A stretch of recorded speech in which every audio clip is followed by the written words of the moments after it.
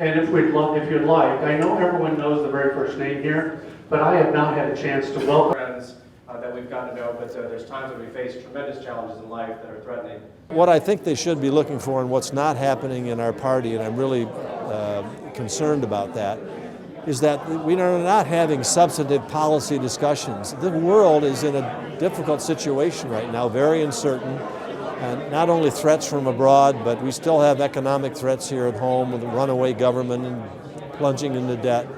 And so rather than debating these issues in a substantive way, it's all about personalities and it's all about kind of attacking each other.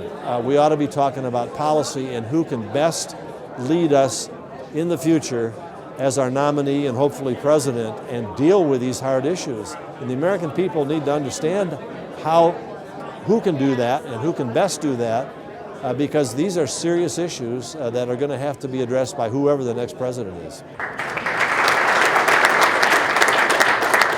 I am trying to compare two different lists. This Marine has led the charge on regulatory reform since during my brief stint in the United States House, and I would like to continue to carry much of that mantle and make sure that the EPA and Obamacare regulations and all these other regulations that inhibit job creation and keep down wages are brought under control.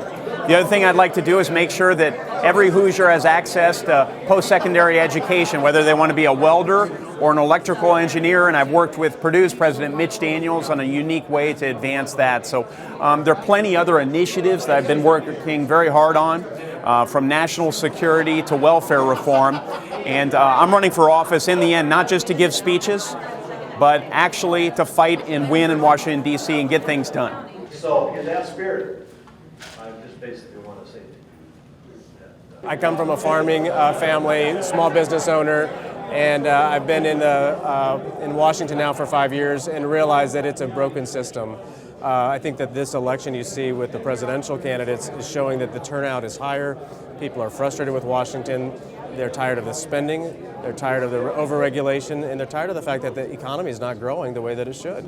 And so I've got a record at the Indiana State House of reforming government and getting us back to balanced budgets, and also supporting economic growth policies so that every American has an opportunity rather than just a select few in Washington. And the Attorney General is the only guy in state government who can do that. I want to form a unit of attorneys who work in the Attorney General's office.